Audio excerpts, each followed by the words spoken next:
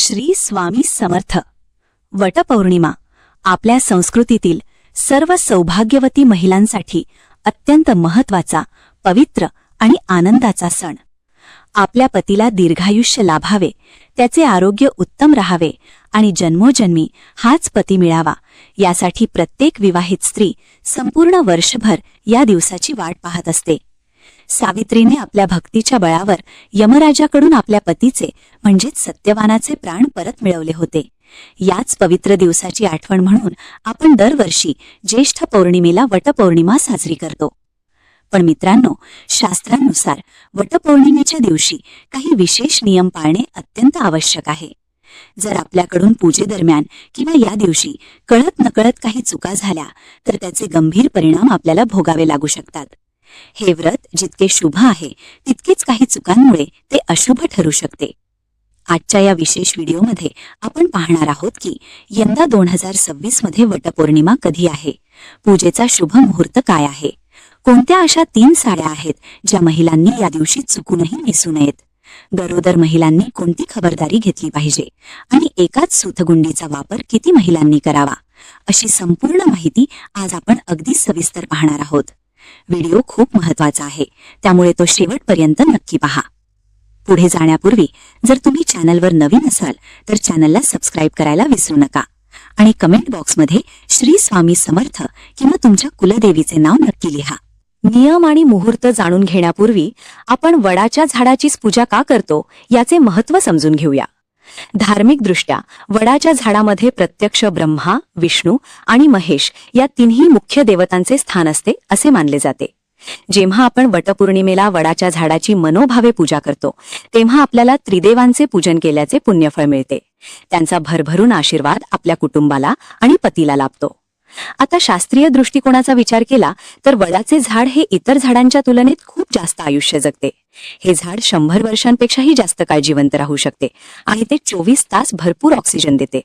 ज्याप्रमाणे वडाचे झाड मजबूत असते आणि दीर्घकाळ टिकून राहते, त्याचप्रमाणे आपल्या पतीलाही दीर्घायुष्य, उत्तम आरोग्य आणि सोन्यासारखे सुख लाभावे या भावनेने सौभाग्यवती स्त्रिया वडाच्या झाडाची पूजा करतात. चला तर मग आता सर्वात महत्त्वाचा प्रश्न, यंदा 2026 मध्ये वटपौर्णिमा कधी साजरी करायची आणि पूजेची योग्य वेळ कोणती? यंदाची वटपौर्णिमा ही अतिशय शुभ अशा सोमवारी आली आहे. सोमवार हा आपल्या भोलेनाथाचा म्हणजेच भगवान शिवशंकराचा दिवस मानला जातो. त्यामुळे यंदाचे हे व्रत अधिकच सौभाग्यवर्धक ठरणार आहे. आता तिथीची अचूक वेळ नीट समजून घ्या. पौर्णिमा तिथीचा प्रारंभ 28 जून 2026 रविवारी सकाळी 8:35 पौर्णिमा तिथी सुरू होत आहे. पौर्णिमा तिथीची समाप्ती 29 जून 2026 सोमवारी सकाळी 8:48 ही तिथी संपणार आहे. शास्त्रानुसार आपण उदय तिथी मानतो, म्हणजेच ज्या दिवशी सूर्योदयाच्या वेळी ती तिथी असते तोच दिवस ग्राह्य धरला जातो. 29 जून सोमवारी सूर्योदयाच्या वेळी पौर्णिमा तिथी असल्यामुळे आपण सर्वांनी 29 जून 2026 सोमवार याच दिवशी वटपौर्णिमा साजरी करायची आहे. पण इथे एक मोठी अडचण आहे जी सर्व महिलांनी लक्षात ठेवली पाहिजे. 29 जून रोजी सकाळी 6:44 पासून ते सकाळी 8:27 पर्यंत राहू काळ असणार आहे. मित्रांनो, शास्त्रानुसार राहू काळामध्ये कोणतेही शुभ कार्य, पूजा किंवा विधी केला जात नाही. तो अशुभ काळ मानला जातो. जर तुम्ही या काळात घाईघाईने पूजा केली तर त्याचे पूर्ण फळ मिळत नाही. त्यामुळे सकाळी 6:44 ते 8:27 या वेळेत वडाची पूजा करू नका. सकाळी 8:27 नंतरच तुम्ही वडाच्या झाडाची पूजा करणे अनिवार्य आणि अत्यंत शुभ राहील. ही वेळ सर्वांनी व्यवस्थित लक्षात ठेवा आणि आपल्या मैत्रिणींनाही नक्की सांगा. वटपौर्णिमेचा सण वर्षातून एकदाच येतो, त्यामुळे या दिवशी सकाळी आळस न करता लवकर उठावे. सकाळी लवकर उठून घराची स्वच्छता करावी. स्नान करताना म्हणजेच आंघोळीच्या पाण्यामध्ये किंचितशी हळद टाकून आंघोळ करावी. हळद पाण्यात टाकून स्नान केल्याने साक्षात लक्ष्मी नारायण प्रसन्न होतात आणि त्यांचा आशीर्वाद मिळतो अशी धार्मिक मान्यता आहे. आंघोळ झाल्यानंतर सुवासिनींनी आपले 16 शृंगार करावेत. वडाच्या झाडापाशी जाण्यापूर्वी सर्वप्रथम आपल्या घरातील देवघराची विधिवत पूजा करावी. यंदा सोमवार असल्याने भगवान भोलेनाथ आणि माता पार्वतीची विशेष पूजा करावी. जर तुमच्याकडे माता लक्ष्मीची किंवा कुलदेवीची मूर्ती किंवा फोटो असेल तर तो स्वच्छ पुसून घ्यावा. मूर्ती असल्यास गाईच्या शुद्ध कच्च्या दुधाने किंवा पंचामृताने अभिषेक घालावा. त्यानंतर आपल्या कुलदेवीचा जो मंगळ कलश असतो त्यासमोर ओटी भरावी. वटपौर्णिमेला देवीची ओटी भरताना खण नारळासोबतच गहू आणि आंबा अवश्य ठेवावा. या दिवशी गव्हाच्या वापराला खूप मोठे महत्त्व आहे. मित्रांनो, आपण इतर सणांना किंवा सामान्य पूजांमध्ये तांदळाने ओटी भरतो, परंतु ज्येष्ठ पौर्णिमेला म्हणजेच वटपौर्णिमेच्या दिवशी तांदळाचा वापर न करता गव्हाचा वापर करावा. जेव्हा तुम्ही देवीची ओटी भरता, वडाच्या झाडाखाली ओटी ठेवता किंवा 5 सुवासिनींची ओटी भरता, तेव्हा ताटात मोठे स्वच्छ गहू आणि आंबा ठेवावा. शास्त्रामध्ये या दिवशी गव्हाला साक्षात माता लक्ष्मी तुमच्या संसारात सोन्यासारखे सुख, ऐश्वर्य आणि समृद्धी बहाल करते. त्यामुळे या दिवशी तांदूळ वापरण्याची चूक करू नका, गव्हाचाच वापर करा.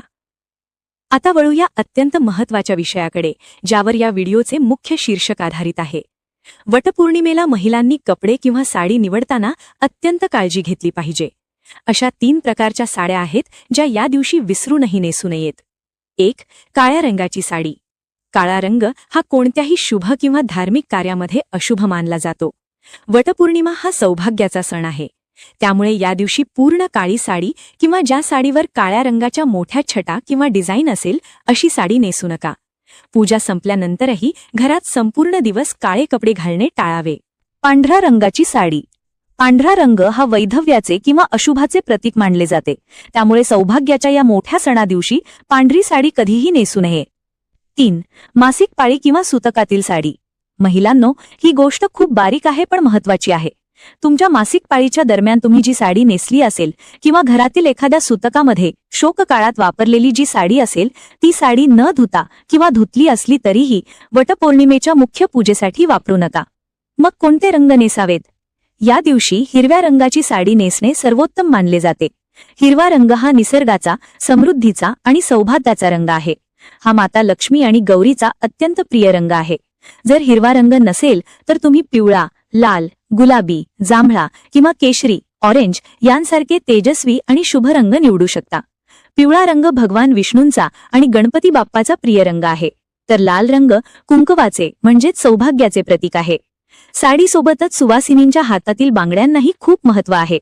वटपौर्णिमेच्या दिवशी हातामध्ये हिरव्या रंगाच्या काचेच्या बांगड्या अवश्य घालाव्यात. पण इथेही एक नियम लक्षात ठेवा. जर तुमच्या हातात जुन्या बांगड्या असतील किंवा सुतकात व मासिक पाळीत वापरलेल्या बांगड्या असतील तर त्या पूजेला जाताना काढून ठेवाव्यात. बाजारातून नवीन हिरव्या बांगड्या आणून त्या हातामध्ये भराव्यात.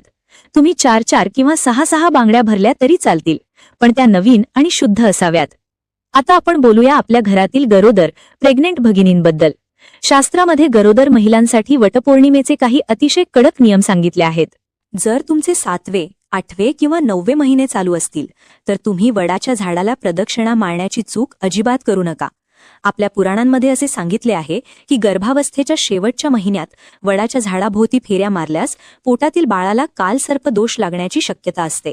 तसेच गरोदर महिलांनी या काळात कोणाची ओटी भरूही नये आणि स्वतःची ओटी भरून घेऊही नये, कारण तुमची ओटी गर्भधारणेमुळे आधीच भरलेली असते. तुम्ही केवळ वडाच्या झाडाला दुरूनच हात जोडून नमस्कार करून पतीच्या दीर्घायुष्यासाठी प्रार्थना करावी. पूजा ही पुढच्या वर्षीही करता येईल, पण बाळाच्या आरोग्याची आणि नियमांची काळजी घेणे आधी महत्त्वाचे आहे. जर तुमचे पहिले 6 महिने असतील तर तुम्ही झाडाजवळ जाऊन हळद कुंकू वाहू शकता, पण फेऱ्या मारणे टाळलेलेच बरे. चला, आता आपण वडाच्या झाडापाशी गेल्यानंतर पूजा कशी करावी हे अगदी सोप्या भाषेत समजून घेऊया. पूजेचे साहित्य: ताटामध्ये हळद कुंकू, अक्षता, दिवा, अगरबत्ती, पाणी, गाईचे कच्चे दूध किंवा पंचामृत, ताजी फुले, दुर्वा, 2 विड्याची पाने, सुपाऱ्या, नैवेद्यासाठी गूळ खोबरे किंवा पुरणपोळी, मूठभर गहू, आंबा आणि सर्वात महत्त्वाचे म्हणजे स्वतःची स्वतंत्र सूतगुंडी, पांढरा धागा. पूजाविधी: वडाच्या झाडाखाली पोहोचल्यावर सर्वप्रथम जागा स्वच्छ करावी. तिथे विड्याची 2 पाने ठेवून त्यावर सुपारी मांडावी आणि गणपती बाप्पाची स्थापना करावी. कोणत्याही पूजेत प्रथम मान गणपती बाप्पाला असतो. बाप्पाला हळद कुंकू, अक्षता, दुर्वा आणि फूल वाहून त्यांची पंचोपचार पूजा करावी. त्यानंतर वडाच्या झाडाच्या मुळाशी थोडे पाणी, कच्चे दूध किंवा पंचामृत अर्पण करावे. वडाच्या झाडाला हळद कुंकू लावून अक्षता व फुले वाहावीत. सावित्री माता आणि त्रिदेवांचे स्मरण करून वडाच्या झाडाला सूत गुंडाळत 7 वेळा प्रदक्षिणा मारावी. प्रदक्षिणा मारताना मनात पतीच्या आरोग्यासाठी आणि दीर्घायुष्यासाठी प्रार्थना करावी. वडाच्या झाडाखाली मूठभर गहू, आंबा आणि ब्लाऊज पीस ठेवून माता सावित्रीची ओटी भरावी, धूप दीप दाखवून आरती करावी आणि मनोभावे नमस्कार करावा. महिलांनो, वडाला फेऱ्या मारताना एक मोठी चूक अनेक ठिकाणी पाहायला मिळते.